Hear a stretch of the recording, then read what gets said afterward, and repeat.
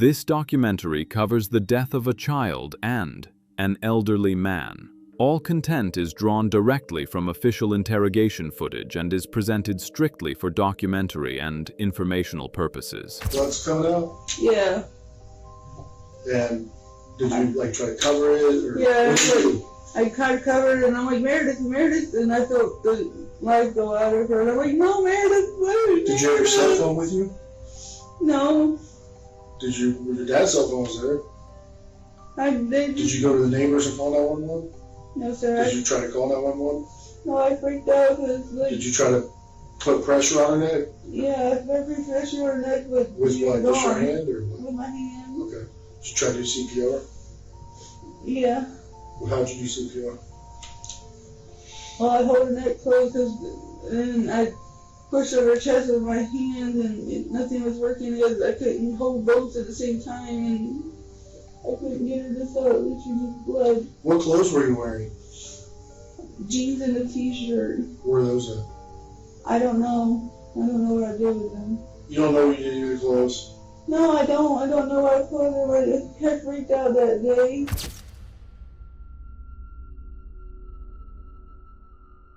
The woman you just heard describing holding her daughter's neck as she bled out is Cheyenne, a 26-year-old mother from Lakeland, Florida. Her 6-year-old daughter, Meredith, had been reported missing. So had her elderly father. Detectives noticed something wrong immediately. The house had been cleaned. Bug spray everywhere, air fresheners, sheets thrown over the couches, a garbage can that smelled of nothing despite Cheyenne's claims of rotten meat inside.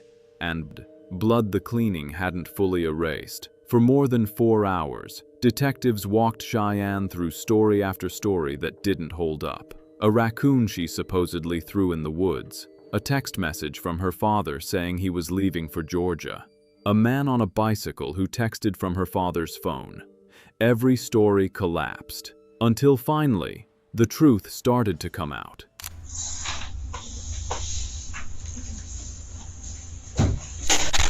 Cheyenne. Like I said before, I'm Detective Clark. This is Detective Newman. You can just call me Matt, okay? I know.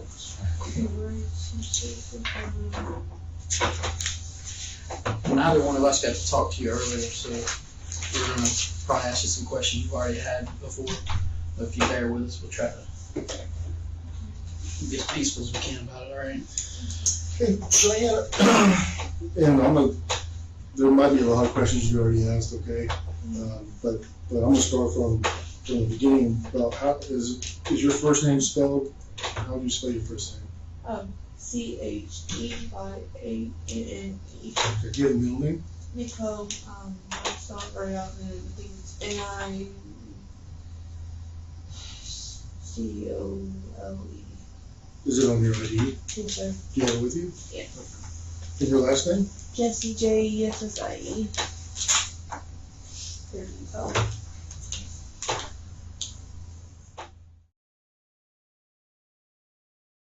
Yeah, that's my old address on there. I've never had a chance to update. Yeah, next door. Oh, okay. Next door to your dad? Yes. What's your birthday? 5. Sorry, I was speaking to my daughters. It's August 25th, 89. Hers is 5/26/09.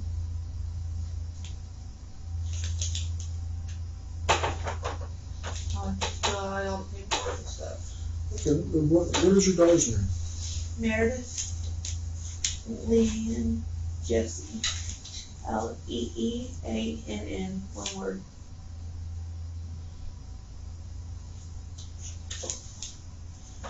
And she's 6? Yes, sir. And who does she live with full time? Me, but my dad was talking about maybe taking her Okay. just till school starts. So this last time you dropped her off, y'all were talking about him taking her till school starts? yeah, Okay. until she gets straight, because she behaves better for him. She has oppositional defiancy. Okay. basically where she has the word problem. She's Okay. actually said that the police can't touch her. And I said, yeah, they can. They're pretty powerful people. Have you honey." called the police on her before? No, I haven't called the police on her before, but I've had her big ratty. I'm sorry? Big ratty. Okay, Baker acted? Yeah. Okay. I can't. That's all right, when was she Baker acted? The first time we went to the doctor and everything, we talked to them and she did it herself. No, when was that, though? How long ago was it? June was the first time, and she had one done in July. Of this year? Yes, sir. And what's the day you dropped her off? I dropped her off on the 18th, Okay. Saturday, very early in the morning then I went to pick my fiance up from work. Okay, and so she was supposed to go to the doctor on Monday to see the medical doctor or the psychiatrist? Like a medical doctor and a psychologist. Like, she's supposed to get like a checkup or they did it before. Basically it's like, when a patient comes out of the hospital, they normally, like in 3 days, they follow up with them to make sure that they're still not wanting to harm themselves and everything. Okay. And I know that some deputies, or detectives, I wasn't out, I didn't come when you called to file a report or whatever, so this is my first time talking to you. But you talked to some detectives or deputies at your dad's house? Yes, sir. How did you get here? Did y'all drive here? No, they brought me here. Oh, you rode with them here? Okay. Yes, sir. Did you come here under arrest or anything like that? Yes, sir. Did you come here because you wanted help or anything? I wanted help finding my daughter Okay. and my dad. Like, he texted us on my fiance's phone. My phone was kind of jacked up that week. Okay. It was time for me to get minutes on my phone, and my data was low. So, Okay. But so you wanted to come, you came here freely, and you wanted to help? You wanted to come here? yeah, I wanted to help my dad Okay. and my daughter be found. Okay. She has oppositional defiancy, Okay. basically where she has the word problem. She's Okay. actually said that the police can't touch her. And I said, yeah, they can. They're pretty powerful people. Have you honey." called the police on her before? No, I haven't called the police on her before, but I've had her big ratty. I'm sorry? Big ratty. Okay. Baker acted? Yeah. Okay. I can't. That's all right, when was she Baker acted? The first time we went to the doctor and everything, we talked to them and she did it herself. No, when was that, though? How long ago was it? June was the first time, and she had one done in July. Of this year? Yes, sir. So she got Baker acted when she went to the doctor and they determined that, or? Yeah, she said that I've seen this before and that we don't get a handle on it now, and that she's seen some pretty worse scenarios. Okay. And that she goes, it's a chemical imbalance also in the brain. Is it, did they say that's hereditary or anything like that? Or? Okay. Yeah, with her dad having it and my mom having it, that, and then my grandma has it, and some of my siblings have it. Her biological father has it? Who's the Yeah. biological father? Billy Salisbury.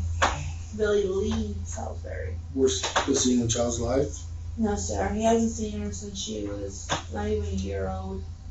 And I like him moving to Florida. Is it Salisbury? Just like you spell Salisbury steak. And how old was he? I don't remember. I know his birthday is like 88. So he's in his 20s? Yeah. You said before he moved to Florida, where's he at? He lives in Georgia somewhere. I've been trying to find him to get child support Okay. for pretty much all of his life. He handed us $50 up there and said, "Don't call child support on me." I said, "Okay." I went upstairs and told her, I said, "Give me a second. I'll turn TV on. Let me go change into my comfortable clothes out of my jeans." We just got done seeing my cousins. They came in town. I went upstairs, I came downstairs, and I go, "Baby, come here." And he goes, "What?" I said, "Just come here and look what she When you did." said baby, you talking about Matthew? Yeah, my fiance. And he comes down and goes, "What did you do?" I said, "I don't know what she did." And then she went all kind of just, everything doesn't revolve around me. I'm like, nothing revolves around anybody. Oh, like she wanted attention? Yeah. Okay. And then, I just said, "I don't know what to do with this. I don't know what to do." Well, so, I mean, did you take her to the doctor that Yeah. day, or? we called Peace River and they weren't open, so we waited. Then we took her that Monday, and when we went there, the lady goes, "Well, she seems fine now." I'm like, "No, there's something wrong. The medicine's Did she not get scratches working." all over? Yeah, she likes to pick at her skin. And, Right, no, but did the doctor see that? yeah, this doctor seen her scratches, and I showed him the Yeah, video. he didn't think nothing was wrong with it, or her, or whoever it was. Well, tell me about you and your daughter's relationship. What do y'all normally do together? And I know she has issues. Well, every time I go to try to tickle her, like, mamas do, and try to love on her and stuff, she turns it violent towards me. She's knocked my glasses off, or they've broken up here. Several times she's choked me.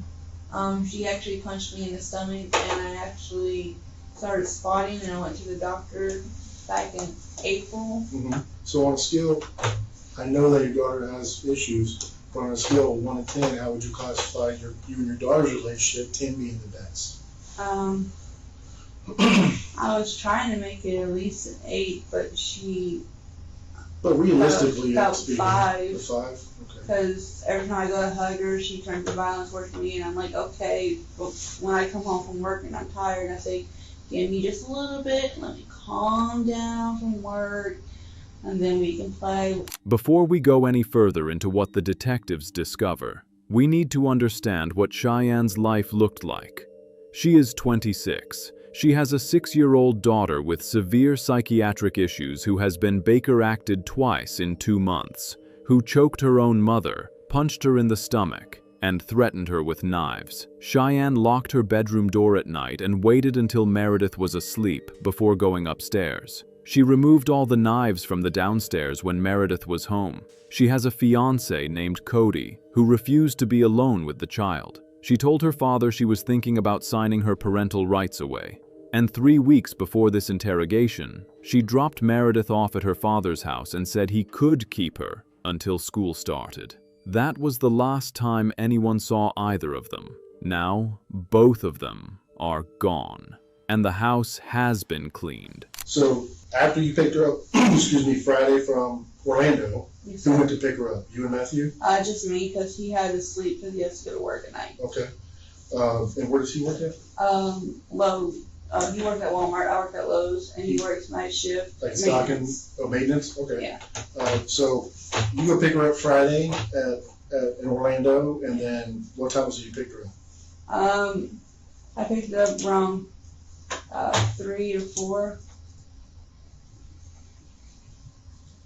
It was raining. And you have a car? Yes, sir. What kind of car is it? HHR. Okay. Looks like a BT Cruiser? Okay. Yeah. What color is it? Black. With chrome. And then you took her straight to your dad's house on Friday?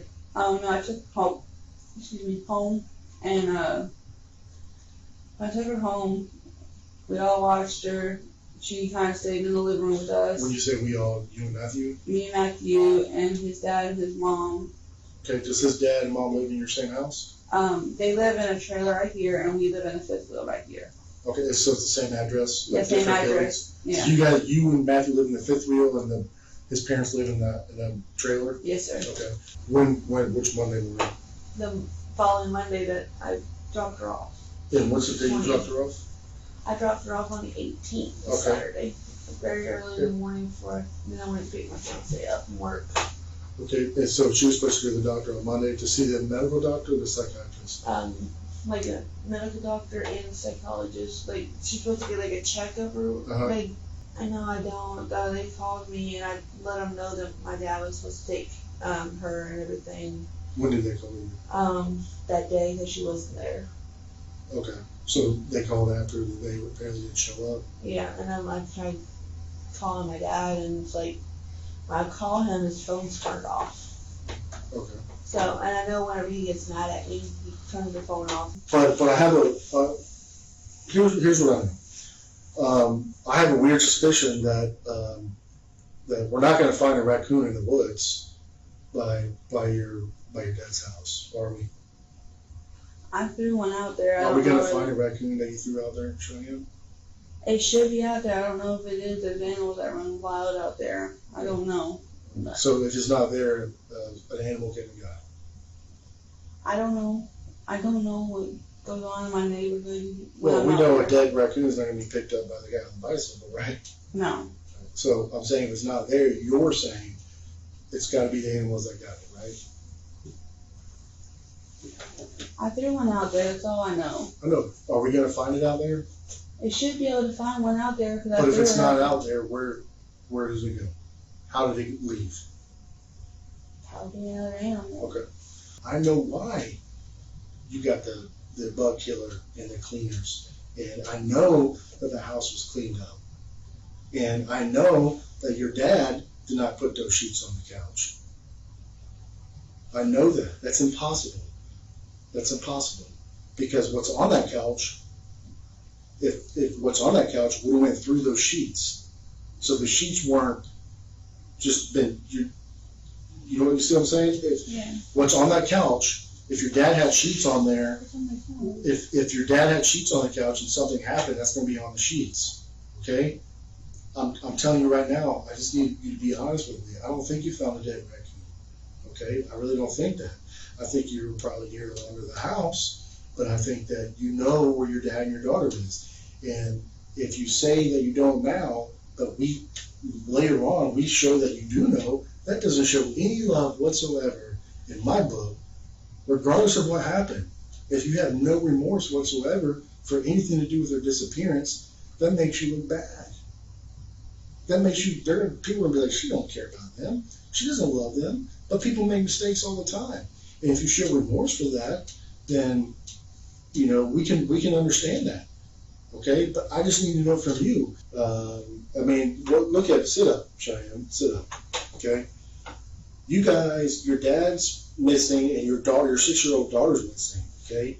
And you guys are cleaning up the house, bombing the house, moving cars around, taking this truck, taking your dog, like they don't even exist. You know what that tells me? That tells me, and I've done this job a long time, this is not my first case, okay? That tells me that you know where they're at. And you know they're not coming back. Executive said he wasn't coming back, so. I know, but that's what the text message said, that's what the text message said, that either you or Cody sent to Cody's phone. Your dad didn't send that text message. Remember the phone records I was telling you about? We have the phone records. Okay? So I know all that stuff you said is not true. It's impossible. So, where are they at? Cheyenne? I really don't know. Yes, you do. Well, what happened to them? I don't know. Do you agree with me that a lot of the stuff you said is not true? Do you agree with me? I'm just going off of what I remember. Okay, but do you agree with What I'll remember. I'm not asking you what you remember. Do you agree with me that a lot of the stuff you told me is not true? I'm gonna start middle. Did you pull out a raccoon from under the house? Yes, sir. And why did you do that? But it stunk. Okay, and where did you throw it? I just threw it. You just threw it where? Like it sounded like it hit the woods. But do you remember telling me that you used tongs to take the raccoon because you said you weren't gonna touch it? Do you remember Yeah. saying that? Well, why did you say that? Because it's not true, right? Cheyenne? It's not true. See what I'm saying? Wouldn't it be a lot easier? I'm going by what my mind remembers. Okay, but your mind is not gonna forget. And I need you to sit up and look at me. That's what I need you to my go mind out. remembers. Your mind is not gonna forget.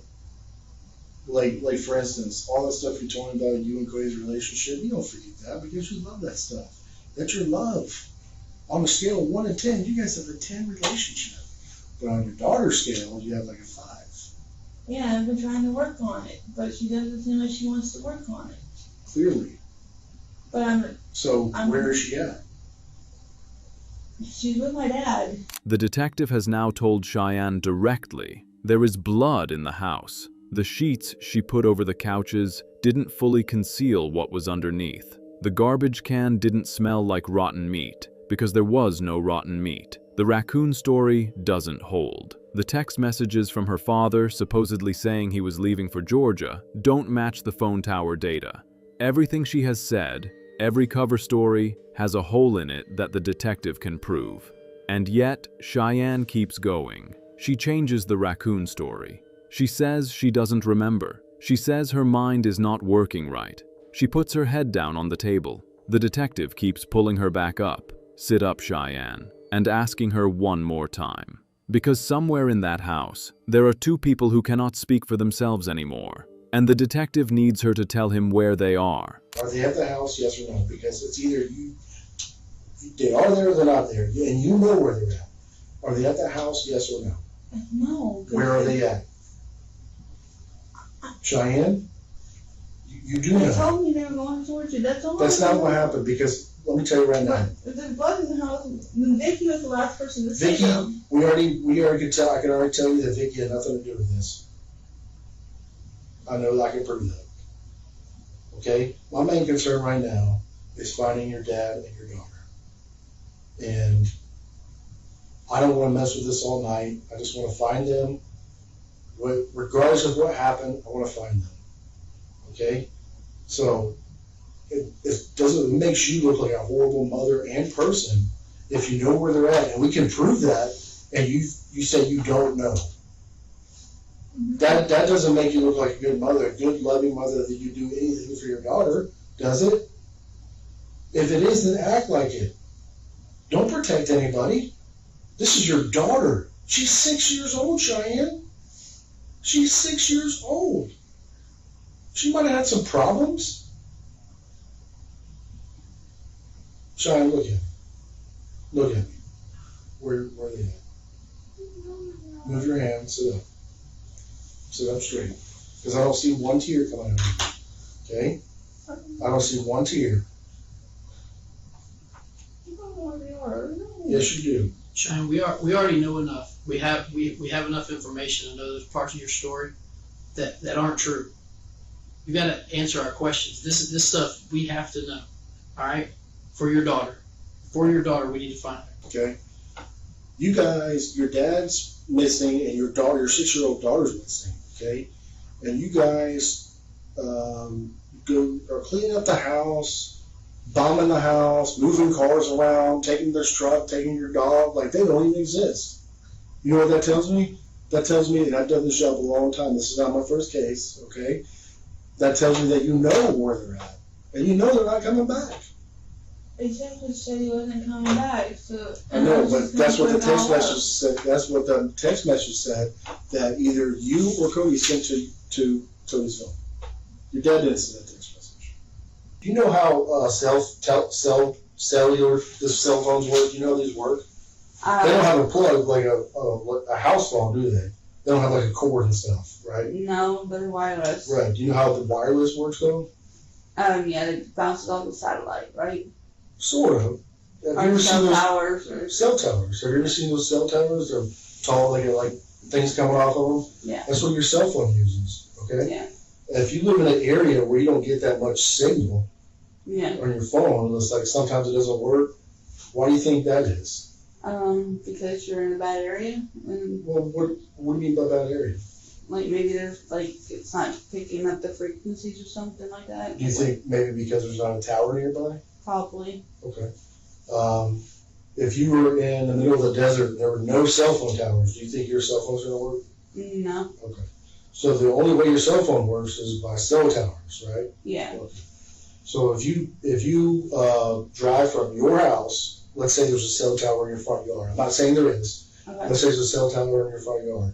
Do you think your phone is going to be using that cell tower at your house? Yeah. Okay. Do you think if you drive to Plain City and go to Lowe's, do you think your cell phone is going to be using that same tower? No. Because what? There might be another one probably, or Closer? yeah. Okay. So My dad explained it to me. he did it? Yeah. Why did you do that? He wanted me to learn.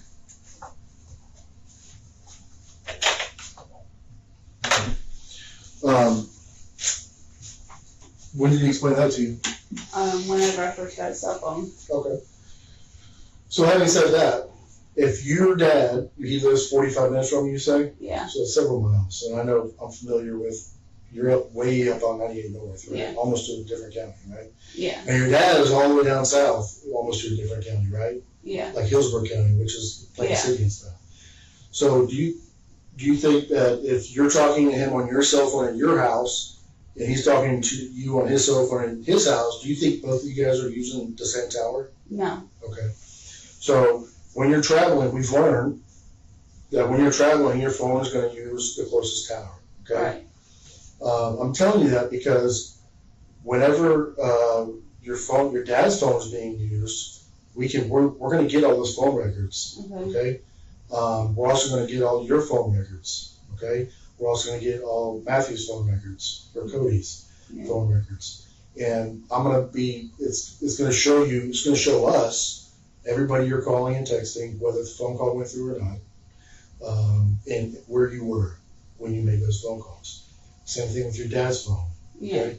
Yeah. I know. What did you do there? What was your purpose of going there? I went and got a bunch of old clothes that I can't wear no more. Out of storage? Yeah. For what? I What'd was you do just with them? slowly get rid of my stuff. So when you went there the other day, you went and got your stuff out? Yeah. And what'd you do with it? I donated it to Goodwill. Okay, because you didn't tell me that earlier. You said you went there just to pay on it because you and your dad share the contract, right? Yeah, we Okay. also got some stuff out. But you didn't tell me that earlier. And once again, your dad's missing and your 6-year-old daughter's missing. Okay? And you're out, oh, let me take these clothes out and take them to Goodwill. And not, oh my God, where's my 6-year-old daughter? That doesn't have her medication. You see what I'm saying? So that leads me to believe again.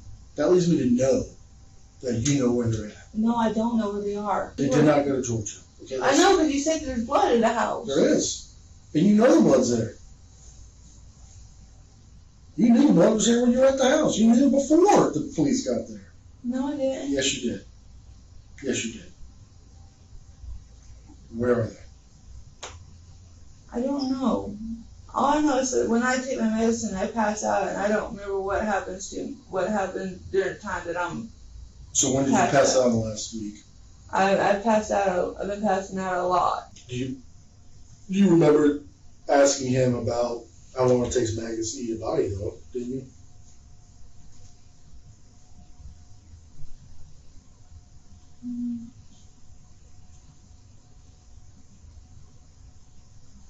Do you remember that? Yes, sir. Okay. The gun that was under the couch, is that the gun that's in your trailer now? Yes. Okay. What kind of gun is it? Walker P22. So it's a 22? Yes. Do you have a concealed weapons permit? Just asking. No, sir. I Okay. was going to get one because I was scared for my life. A lot of times when I went over to my dad's house. Do you think it's still stuck in your dad's chest? Is that possible? Or did you take it out? I think take it out, or don't think it's in his chest. I don't know. I didn't really look at him. I just freaked out. How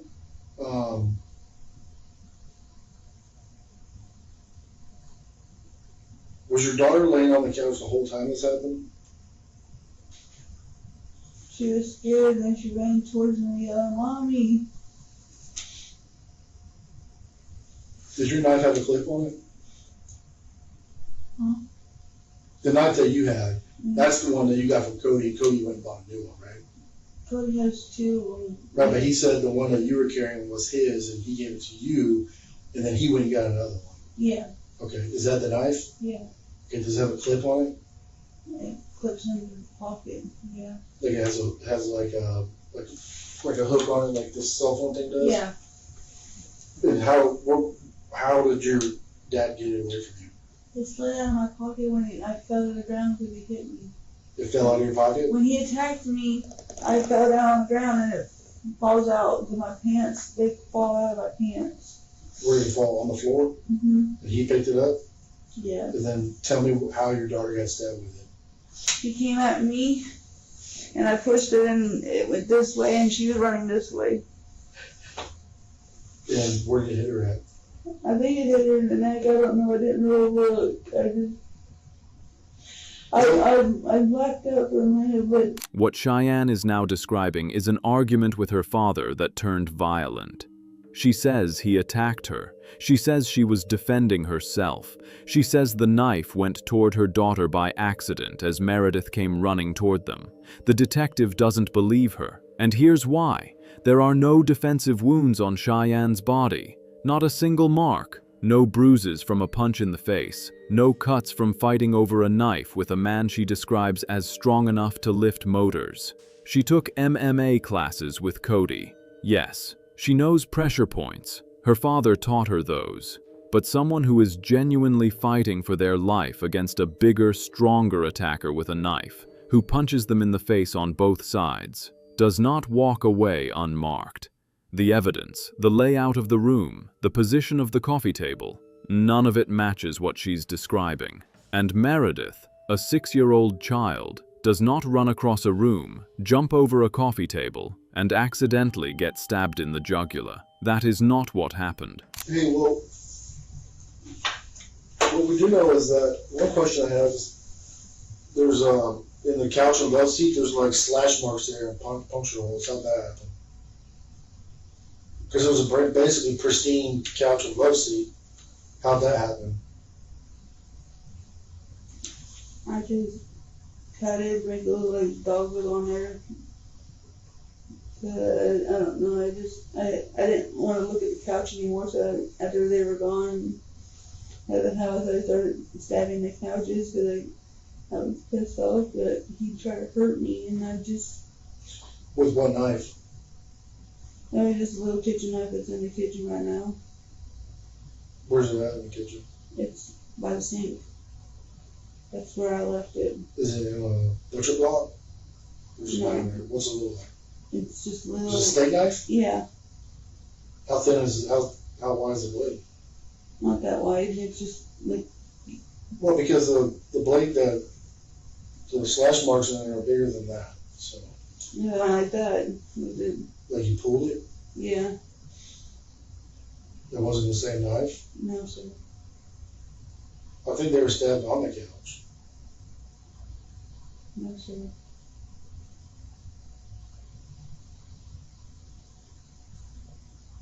I think that I'm gonna be honest with you, I don't believe your story.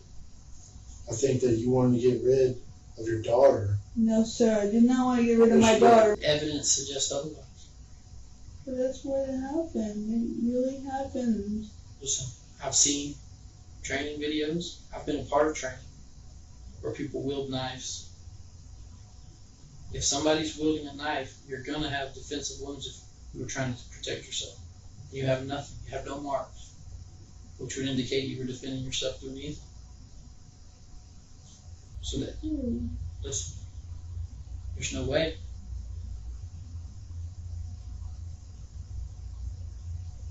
There's just no way. Not from a man that can lift, you said, motors. He doesn't lift motors anymore. The man he does. Kind of, but listen, you said he's a strong man. And he punched you in the face. And he had a knife. He was attacking you with it. But you don't have any knife attack marks. You don't have any marks. Nobody's indicated they saw you that week. You saw Vicky. You saw Josh, the one that lives on the property. You saw Cody. You saw Cody's family. Nobody's indicated you ever had marks. She complained. Or you had bruises on your face, or your forearms, or your hands. Nobody said that. So the evidence suggests that that's not the truth. That's what happened. That's what happened. That's what honestly thought happened. I know karate a little bit from watching all the TV. And I didn't want to do. It didn't happen. It doesn't make sense. What show did you say you guys watch all the time? Criminal Minds and CSI and all that. So in Criminal Minds and CSI and all that stuff you watch. Does it make sense to you that this would happen? Somebody'd have a knife on top of somebody else and they'd have no defensive wounds on their forearms or hands?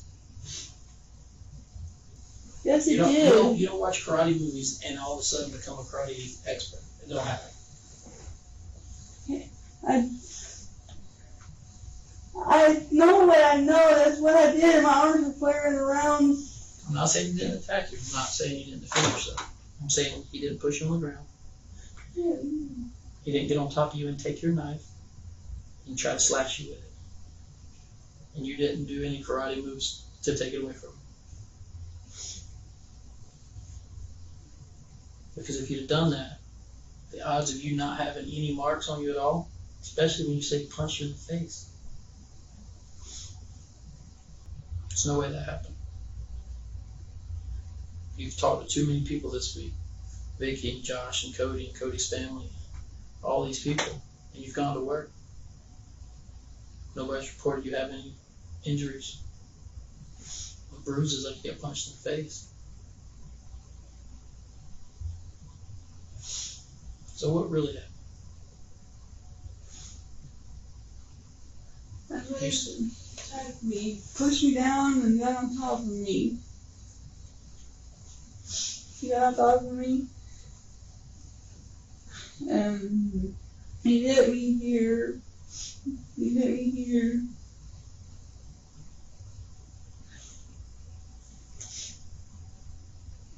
And then I kept going. I did what I can, flare my legs around, trying to get out from underneath him. But he never had the knife. He had the knife in his hand. He grabbed the knife. He didn't have the knife. Yeah, he grabbed the knife. He did. He grabbed the knife. He might have grabbed it after you stabbed him. No, I didn't stab him first. He grabbed the knife. China, tell me the truth and tell me how this happened, because listen, there's no way you fell in the middle of the floor because there's a coffee table there. Okay? That's number one. Number two, if he's sitting on you, you can't kick him the way you said you kicked him. Alright? Number three, if there's a coffee table in the middle of the floor, there's no way that Meredith ran over to you guys the way you said she did. There's no way those things happen. The way that living room set up, and you said it was set up the same way that day, other than the carpet. There's no way it happened. Quit putting your hands in front of your face. Look at me. None of that happened. Yes, it did. Didn't happen that way. I remember his arm was this way across my eyes. I'm not saying he didn't hit you, but he wasn't on top of you with a knife. That's not how Meredith got stabbed. That's not how it happened. Oh, no, There's no way. She didn't run across the room, jump over a table, and come flying at you guys. It didn't happen.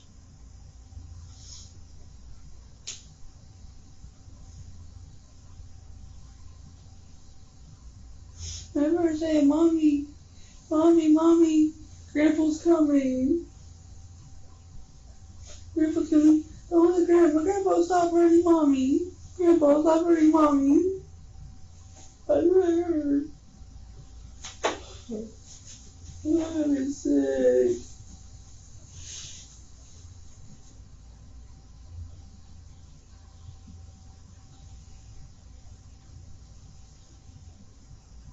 This is the truth. This is the truth. I had no idea about that and covered it up because I was scared. I can't hear you. I know I covered it up because I was scared.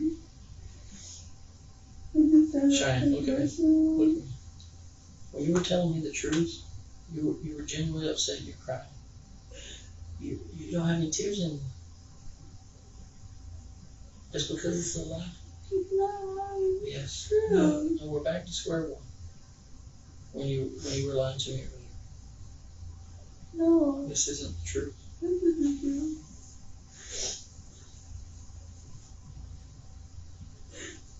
The truth. I'm scared there. I can't take this no more. I can't take it no more. I can't take it no more.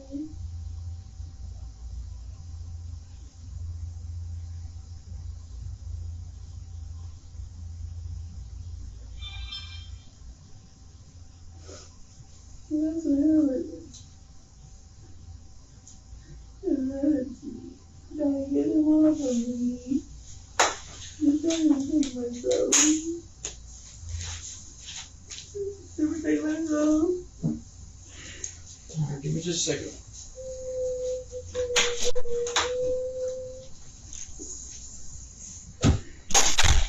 The interrogation ends without a clean confession, but not without the truth beginning to surface. Cheyenne admitted the knife was hers. She admitted it was a pocket knife given to her by Cody. She admitted her father picked it up off the floor. She admitted her daughter ran toward them. She admitted she felt her daughter's life go out under her hands. She admitted she didn't call 911. She admitted she didn't know what she did with her clothes. She admitted the sheets were on the couches, and she knew what was underneath them. She admitted she searched how long it takes. Maggots to eat a body. What she never gave them, not fully, was where her father and Meredith were. The detective knew. The evidence at that house already told him. 2 people are dead. A 6-year-old girl named Meredith, who fought with her mother and threatened her and punched her in the stomach, who also called out, "Mommy," and ran toward her in the worst moment of her short life.